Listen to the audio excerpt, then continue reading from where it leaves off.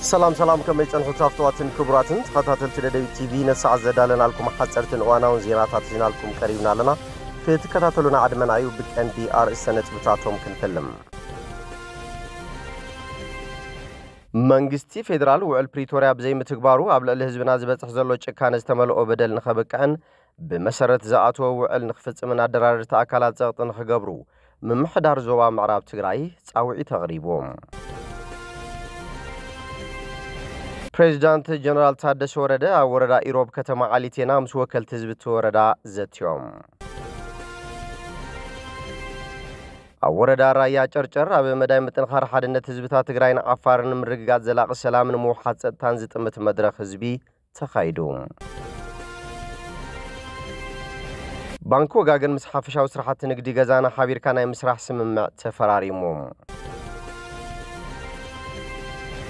ገጢሙና ካብ ዘሎ ኩለ መዳያው ጸገም ንኽንወጽእ ሳይንስን ቴክኖሎጂን ተዓጠቐ ምሁር ሓይሊ የድልየና ክብሉ ከንቲባ ከተማ መቐለ ዶክተር ረዳእ በርሀ ገሊጾም ሓይልታት እስራኤል ዕጡቃት ሐማስ ይወዳደሩ በምህላዎም ናብ ማእከል ከተማ ቃዛ ከም ዝቀረቡን ኣብ ውሽጢ ከተማ ውግእ ኸይካየድ ሻቅሎት ፈጢሩ ከም ዘሎን ተገሊጹ ናብ ዝርዝሩ ሰጊርና ኣለና ምስ ዕለታዊ ዜናታት ቢንያም ሓድሽ ሰናይ ምክትታል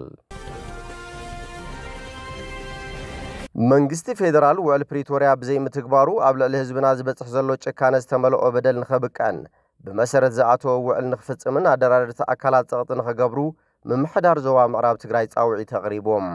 ممحدار ዞባ ምዕራብ ትግራይ ኣብ እዋናዊ ጉዳያት ኣመልኪቱ ኣብ ዘውጾ መግለጺው ነዚ ጸውዓም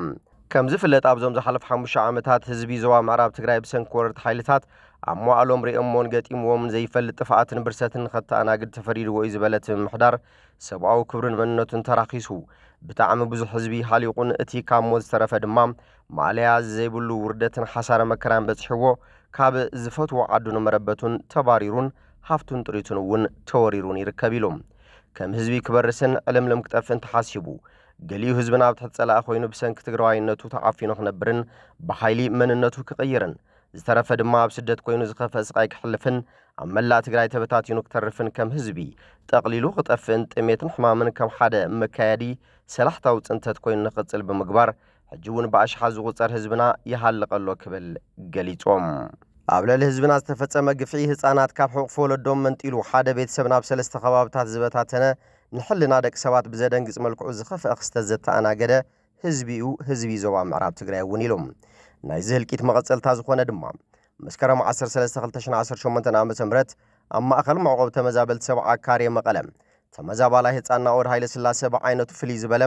ብዘስካሕካ ኩነታት ብዝብእ ተበሊዑ ህይወቱ ክሓልፍ ክኢሉሎ ክብል ምምሕዳር ዞባ ምዕራብ ትግራይ ገሊጾም ممحدار ዞባ ምዕራብ ትግራይ ብሞት ህፃና ኦድ ሃይለ ስላሴ ዝተሰምዖ ሓዘን ዝገለጸ ኮይኑ እዚ ክስተት እቶም ካብ መንጋጋ ጸላእት ተምሊጦም ብምምጻእ ኣብ መላእ ትግራይ ወገናትና ካልእ ሓድሽ መልክዕ ፈተና ገጢምዎም ከም ዘሎ ዘርኢ እዩ ክብል ገሊጾም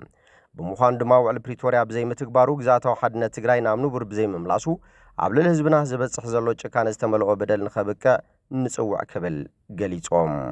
እዚ ከምዚሉና ሃሎ ሕልፈት ህይወት ህፃና ኦድ ተራዝ ሕዝን ሓደጋ ዘይኮነስ ንዓመታት ኣብ ዘይውሕስ ግዝያዊ መዕቆብ ንኽነብር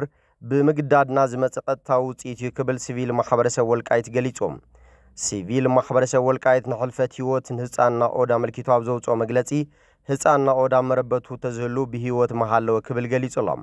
ሲቪል ማሕበረሰብ ወልቃይት ንመንግስቲ ፌደራል ግዝያዊ ምምሕዳር ትግራይ 4 ዓለማዊ ትካላትን ንማሕበረሰብ ዓለምን ህጹጽ ጻውዒት ውን ኣቕሪቡሎም ውዕል ሰላም ፕሪቶሪያ በዘይ ምፍጻሙ ሕጂ ውን ተመዛበልቲ ኣብ ከቢድ ስቃይ ይርከቡ ዝበለት መግለጺ መንግስቲ ፌደራል ግዝያዊ ምምሕዳር ትግራይን ካልኦት ዓለማዊ ትካላትን እዞም ወገናት ካብ ሙሉእ ጽንተት ክድሕኑ ግቦኦም ክፍጽሙ ጻውዒት ኣቕሪቡሎም ብተዛማዲ ቢሮ ጉዳያት ኮሙኒኬሽን ትግራይ ብሞት ህፃና ኦድ ዝተሰምዖ ሓዘን ዝገለጸ ኮይኑ ብሰንኪ ውዕል ፕሪቶሪያ ዘይምፍጻሙ ኣብ ልዕሊ ተመዛበልቲ ወገናትና ጥሜት ሕማም ዝናብ ቁርን ፀሓይ እናተባረየ ዝቕጽል ዘሎ ስቃይ ከይኣክል እነሆሎም ድማ እፎይሎም ሃሪሶም ከይሓድሩ ኣስካሕካሕ ዝኾነ ኩነታት ብዝብኢ ህይወቱ ዝሓለፈ ህፃን ምልክት ህይወት ተመዛበልቲ ክንደየናይ ኣብ ኣዝዩ ሓደገኛ ኩነታት ከም ዝበጽሐ ዘረድን እቶም ካብ ኣረሜናዊ ጨፍጫፍ ኣምሊጦም ብህይወት ንምትራፍ ዝተዓደሉን ህይወት ንምቕጻል ኢሎም ብትዕግስቲ ህይወቶም ብሽቑረራ ይሕልፉ ዘለውን ተመዛበልቲ ወገናት ሓድሽ ተፈታታኒ ኩነት እዩ ክብል ገሊጾም ብምዃኑ ድማ ፈረምቲ ውዕሊ ፕሪቶሪያ ስቃይን መከራን ተመዛበልቲ ወገናት ንኸብቅዕ ዝኣተውዎ ውዕሊ ከተግብሩን ተመዛበልቲ ናብ ዓዶም ንኽምልሱን ላዕላዊ ሕገ መንግስታዊ ትግራይ ናብ ዝነበሮ ክምለስና ጸዋዕና ማሕበረሰብ ዓለምን ኩሉ ዝምልከቶ ወገንን ድማ እቶም ተዋዓልቲ ውዕሎም ንኸኽብሩን ክትግብሩን ድፊት ክገብር በዘጋጣሚ ጻውዒትና ነቕርብ ክብል ሓቢሮም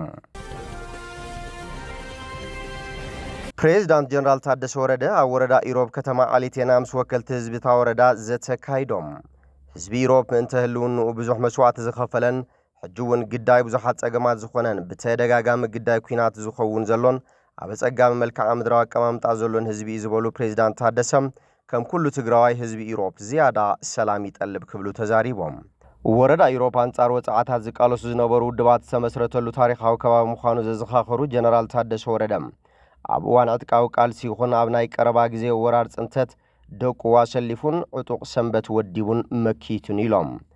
ኣብ እዋን ኢትዮ ኤርትራ ይኹን ወራር ጽንተት ብዙሓት በደላት ዝበጽሖን ሓደጋ ህልውና ክገጥሞ ዝተገበረ ህዝቢ እውን ምዃኑ ገሊጾም ህዝቢ ኢሮብ ኣብ ደቡብ ምስ ኤርትራ ዝጎራበት ስለ ዝኾነም ሰላማዊ ርክብ ክህልዎ ካልእ ጸገማት ከይፍጠር ድማ ምስ ፌደራል ኮንካ ክስራሕ ከም ዝግባእ ሓቢሮም ህልውና ህዝቢ ኢሮብ ምውሓስ ምምላስ ተመዛበልቲ ወገናት ዋኒን ኩሉ ትግራዋይ ክኸውን ምግባር ወሳኒ ምዃኑ እውን ገንዚቦም ህዝቢ ኢሮብ ልዕሊ ቁጽሩ ጽዕንቶ ፈጣሪ ዝኾነን ኣብ ዓለም ለኻዊ ትካላት ዝርከቡ ተወለድቲ ኢሮብ ምእንተ ትግራይ ዓብዪ ቃልሲ ዝገብሩ ፈተውቲ ዓዶም ዘለውዎ ህዝቢ ምዃኑ ዝሓበሩ ፕሬዝዳንት ታደሰ ወረደም ሓድነት ህዝቢ ትግራይ ኣብ ምጥንኻር እውን ህዝቢ ኢሮብ ዓብዪ ግደ ከም ዘለዎ ገሊጾም ኣብ ዓሊቴና ብ837 ዝተሃነጸ ዘመናዊ ቤት ትምህርቲ ልደታ ማርያም ዓሊቴና ኣብ ህንጸት ሃገር ዓብዪ ግደ ተጻዊቱ ዝበሉ ፕሬዝዳንት ታደሰም ዘመናዊ ትምህርቲ ኣብ ዓሊቴና ዝተጀመረ እኳ እንተኾነ ብዘመነ ዳግማዊ ምኒልክ ተጀሚሩ ኢሎም እዚ ታሪኽ ዘዛብዑ ሰባት ስለ ዘለዉ ተመራምርቲ ታሪኽ ነዚ ክርእይዎ ይጽውዕ ምባሎም ካብ ቤት ጽሕፈት ፕሬዝዳንት ዝተረኸበ ሓበሬታ ኣመላኺቶም ኣብ ወረዳ ራያ ጨርጨር ኣብ መዳይ ምጥንኻር ሓድነት ህዝብታት ትግራይን ዓፋርን ምርግጋጽ ዘላቒ ሰላምን ምውሓጥ ጸጥታን ዝጥምት መድረኽ ህዝቢ ተኻይዶም ንዘመናት ተኸባቢሩን ተደጋጊፉን ዝመጸ ህዝቢ ትግራይን ዓፋርን ኣብ ከይድን ዝፍጠሩ ቀለልቲ ጎንጽታት ድማ ብውሕሉል ስርዓት ተኣላልያ እናፈትሐን ሓድነቱ እናጠናኸረን መቐጸልታናቱ ድማ ተማሳሊ መድረኽ ይተኻይዱ ዘሎም ነቲ መድረኽ ብዘረባ ዝኸፈቱ ጊዜያዊ ኣመሓዳሪ ወረዳ ራያ ጨርጨር ኣይተደስየ ያለው እቲ መድረኽ መቐጸልታ ናይቲ በብእዋኑ እናተኻየደ ዝጸንሐ መድረኽ ምዃኑ ብምሕባር ንመዋዕል ተኸባቢሩን ተኻኢሉን ጸንሐ ክልቲኡ ህዝቢ ሓድነቱ ዝያዳ ንምጥንኻርን ዘላቒ ሰላም ንምርግጋጽን ዝዓለመ ምዃኑ ገሊጾም ኣብቲ መድረኽ ኣብ መዳይ ታሪኻዊ መጻጽኣን ሓድነታዊ ምትእሳርን ህዝብታት ትግራይን ዓፋርን ብፍላይ ድማ መዋስንቲ ወረዳታት ጨርጨርን ያለውን ዝጥምት ሰነዳዊ ጽሑፍ ንዘተ ቀሪቡ እዮም ወከልቲ ዓበይቲ ዓድን ኣቦ ገረባትን ድማ ኣብ ምጥንኻር ሓድነታዊ ምትእሳር ክልቲኡ ህዝብታት ዝተዓመሙ ስራሕትን ቀጸልቲ ኣንፈታትን ኣቕሪቦም ኣብቲ መድረኽ ዝተረኸቡ ዋና ኣመሓዳሪ ዞባ ደቡብ ትግራይ ኣይተ ዝናቡ ገብረ መድህን ድማ ንዘመናት እናተኸባበረን እናተደጋገፈን ዝመጸ ህዝብታት ትግራይን ዓፋርን ሰላሙን ጸጥቱን ንምውሓስ ሓድነቱ ኸጠናኽር ከም ዝግባእ ገሊጾም ባንክ ወጋገን ምስ ሓፈሻዊ ስራሕቲ ንግዲ ገዛና ሓቢርካ ናይ ምስራሕ ስምምዕ ተፈራሪሙ ባንክ ወጋገን ኣብ ዓውድታት ሕርሻ ማኑፋክቸሪንግን ኣቕርቦትን ምስ ሓፈሻዊ ስራሕቲ ንግዲ ገዛና ሓቢርካ ንምስራሕ ዝኽእሎ ስምምዕ ተፈራሪሙ ዳይሬክተር ባንክ ወጋገን ሪጅን ሰሜን ኣይተ ሃፍቶም ገብረ እግዚአብሔር እቲ ዝተኸተመ ስምምዕ ትካሎም ኣብ ዓውድታት ሕርሻ ግልጋሎት ኣቕርቦትን ማኑፋክቸሪንግን ስራሕቲ ንግዲ ገዛና ብልቃሕን ምዝማን ውሽጣዊ ኣሰራሓትን ሙሉእ ድጋፍ ክገብር ዘኽእሎ ምዃኑ ገሊጾም ብወገን ሓፈሻዊ ስራሕቲ ንግዲ ገዛና ድማ ኣባላት ባንክ ወጋገን ከዓቕሩ ኩሉ መድያዊ ፋይናንሳዊ ዝምድና ዝፈጥር ስምምዕ ምዃኑ ተዛሪቦም ኣካየዲ ስራሕ ሓፈሻዊ ስራሕቲ ንግዲ ገዛና ኣይተ መብራህቶም ሓደራ ብወገኖም እቲ ተኸቲሙ ዘሎ ስምምዕ ቅድም ክብል ንዝነበርዎም ስራሕቲ ዝሓሸ ተበጻሕነትን ቁጠባዊ ዓቕምን ወኒኖም ክፍጽሙ ዘኽእሎም ምዃኑ ረድዮም እቲ ስምምዕ ስራሕቲ ንግዲ ገዛና ንዘህንጹ ሆስፒታልን ካልኦት ምንቅስቓሳትን እኹል ዓቕሚ ዝፈጥር ምዃኑ ድማ ተገሊጹሎም ገጢሙና ካብ ዘሎ ኩለ መዳያዊ ጸገም ንኽንወፅእ ሳይንስን ቴክኖሎጂን ዝተዓጠቐ ምሁር ሓይሊ የድልየና ኣሎ ክብሉ ከንቲባ ከተማ መቐለ ዶክተር ረዳኢ በርሀ ገሊጾም ዶክተር ረዳኢ በርሀ ነዚ ዝበሉ ምምሕዳር ክፍለ ከተማ ኩይሓ ኣብ ከይዲ ምምሃር ምስትምሃርታ ክፍለ ከተማ ልዑል ኣበርክቶ ንዝገበሩ መምሃራን ኣመራርሓ ትምህርትን ካልኦት ኣካላትን ኣብ ዘዳለዎ ስነ ስርዓት ሽልማትን መሃብ ኣፍልጦን ተረኺቦም ኣብ ዝሕለፍዎ መልእኽቲ እዮም ዶክተር ረዳኢ ኣብ መልእኽቶም መሰረት ኩሉ ምዕባለታትን ቴክኖሎጂታትን ዝኾነ መምህር ኣሟዕሉን ዘበርከቱ እጃም ክብሪ ክወሃቦ ይግባእ ምስ በሉ ብፍላይ ድማ ኣብዚ ሕጂ እዋን መምሃራን ትግራይ ኩለመዳያው ጸገማት ተጻዊሮም ተምሃሮ ካብ ማኣዲ ትምህርቲ ንኸይተርፉ ዝገብርዎ ዘለዉ ዘይተሓለለ ጻዕሪ ክብሪ ክወሃቦም ይግባእ ኢሎም ኣብ መወዳእታ እውን ዶክተር ረዳኤት ትግራይ ኣብዚ ሕጂ እዋን ኣትያቶ ካብ ዘላ ኩለመዳያው ጸገም ክትወጽእ እንተኾይና ፍልጠት ዝወነነ ቴክኖሎጂ ዝተዓጠቐ ምሁር ሓይሊ የድልያ ክብሉ መልእኽቶም ኣሕሊፎም ምክትል ዋና ማሕዳር ክፍለ ከተማ ኩሓ ኣይተ ብርሃን ንጉስ ከም ዝበልዎ ኩለመዳያው ጸገማት ተጻዊሮም ከይዲ ምምሃር ምስትምሃር ንኸይቋረጽ ዘይተሓለለ ጻዕሪ ንዘበርከቱ መምሃራን ሞሳይ ግቦም ድሕሪ ምባል ማሕበረ ቁጠባዊ ጸገማት መምሃራን ንምቕራብ መንግስቲ ልዑል ኣቓልቦ ሂቡ ክሰርሕ ጻውዒት ተቕሪቦም ኣቦ ወንበር ማሕበር መምሃራን ክፍለ ከተማ ኩሓ መምህር ደሳለኝ ኣስጎዶም ብሰንኪ ጀኖሳይዳዊ ኩናት ትግራይ ከምቲ ኩሉ ትግራዋይ ኣብ ከቢድ ኩለመዳያዊ ቅልውላው ተሸሚሙ ጸንሐ መምህር ድሕሪ ምኽታም ውዕሊ ፕሪቶርያ እውን እንተኾነ ዘይተኸፈለ ውዝፍ መሃያ 17 ኣዋርሕ ኣብ መነባብሩ ዓብዪ ጽልዋ ሕዲሩሉ እንተኾነ ግና ከይዲ ምምሃር ምስትምሃር ከይተቋረጸ ውዝፍ መሃይኡ ንክኽፈሎ ኣብ ስራሕ ኮይኑ እናተቓለሰ ጸኒሑናሉን ምስ በሉ ማሕበር መምሃራን ትግራይ ብውሳነ ቤት ፍርዲ ውዝፍ መሃያ መምሃራን ንክኽፈል ዝገበሮ ዘይተሓለለ ጻዕርን ክብርና ዕዳን ይግብኦ ክብሉ ገሊጾም ሓይልታት እስራኤል ዕጡቃት ሐማስ ይወዳደቡ በመላኦም ናብ ማእኸል ከተማ ቃዛ ከም ዝቐረቡን ኣብ ውሽጢ ከተማ ውግእ ከይካየድ ሻቁሎት ፈጢሩ ከም ዘሎን ተገሊጾም እስራኤል ኣብ ዝሓለፈ ሰሙን ናይ ኣጋር መጥቃዕቲ ካብ ትጅምር ንድሓር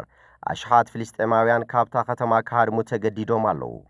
እስራኤል ናብታ ናይ መወዳእታ ዓርዳ ሐማስ እትብላ ከተማ ክተጥቅዕ እትደሊ ዘላ ኣሸበርቲ ንምውጋድን ዝተረፉ 48 ጅሆታት ንምድሓንን ምዃኑ እያ ትገልጽ 20 ካብቶም ጅሆታት ብህይወት ከም ዘየለዉ ድማ ይግመት ቢቢሲ ካብ ማእኸላይ ሆስፒታል አልሺፋ ኣስታት 1.5 ኪሎ ሜትር ርሒቑ ኣብ ዝርከብ መካበቢያ ሓሚድ ታንክ እስራኤል ዘርኢ ተንቀሳቓሲ ስእሊ ከም ዝተመልከተ ኣረጋጊጹ ድሮዓት መኻይን እስራኤል እውን ኣብ ጥቓቲ ካብ ማእኸል ከተማ ኣስታት 700 ሜትር ርሒቑ ዝርከብ ቀንዲ ቀጽሪ ሕቡራት ሃገራት ከም ዝተረኣያ ይግለጽ ሓደ ምራሕ ሐማስ ምስ ቢቢሲ ኣብ ዝነበሮ ጻኒሒት እቲ ጉጅለ ኣሽሓት ዕጡቃት ናብታ ከተማ ንምእታው መደብ ከም ዘለዎ ተዛሪቡ ኣብቲ ሓያሎ ሰላማውያን ሰባት ዝቕመጡሉ ከባብታት ድማ ከቢድ ውግእ ከይካየድ ስግኣት ፈጢሩሎም ብተወሳኺ ወታደራዊ ኣዛዚ ሐማስ ዒዘዲን አልሓዳድ ኩሎም ኣብ ስግር ወሽመጥ ዝርከቡ ዕጡቃት ናብታ ከተማ ክቐርቡ ከም ዝኣዘዘን ንናይ መወዳእታን ውሳነን ውግእ ክዳለዉ ከም ዝነገሮምን ገሊጾም ሰራዊት እስራኤል ክሳብ 3000 ዕጡቃት ኣብታ ከተማ ክህሉ ከም ዝኽእሉ ግምቱ ከቐምጥ እንከሎ ሐማስ ግን 5000 ዕጡቃት ከም ዘለዉ ብምግላጽ ነብሰ ቅትለታዊ መጥቃዕትታት ከም ዝፍጽም ኣፈራሪሖም ይኹን እምበር ቢቢሲ ነዚ ብክልቲኦም ወገናት ዝቐረበ ኣሃዝ ከረጋግጾ ይከኣለን መንግስቲ እስራኤል ኣብ 2023 ኩናት ካብ ዝጅምራት ሒዙ ኣህጉራውያን ጋዜጠኛታት ናብ ወሽመጥ ቃዛ ከኣትዉ ስለ ዝኸልከለ ብክልቲኦም ወገናት ዝቐርብ ክስ ንምርግጋጽ ኣጸጋሙ ኮይኑሎም ገለ ጋዜጠኛታት ግን ብሰራዊት እስራኤል ተሰንዮም ናብቲ ኣብ ትሕቲ ቁጽጽሮም ዝርከብ ቦታ ክበጽሑ ክኢሎም እዮም እስራኤል እቶም ዕጡቃት ሃንደበታዊ መጥቃዕቲ ንምፍጻም ዝጥቀሙሉ ኣብ ቃዛ ዝርከብ ጋላርያታት ንምዕናው ጻዕርታት ክተካይድ ጸኒሓ እያ ሐማስ ግን ገለ ጋላርያታት ገና ከም ዘይዓነውን ካብቲ ቅድሚ ሕጂ እስራኤል ዝወሰደቶ ስጉምቲ ከም ዝተምሃሩን ይገልጽ ወታደራዊ ሓላፊ ሐማስ ዝነበረ መሐመድ ደይፍ ቅድሚ ብእስራኤል ምቕታሉ ሓይልታቱን ዘጋጠመ ማዕናዊ ክሳራታት ንምቅላል ድብያ ከም ወታደራዊ ሜላ ኩናት ክጥቀሙ ትእዛዝ ኣመሓላሊፉ ነይሮም እምባርከስ ፍትዋትን ክቡራትን ተኸታተልቲ ደደቢት ቲቪ ነሰዓት ዘዳለናልኩም ዜናታት ነዚኦም ይመስሉ ስለትም ክትታልኩም ኣመስጊና ብኻልኦት ሳውንድ ረኸብ ሰሰናይ ንዓኹም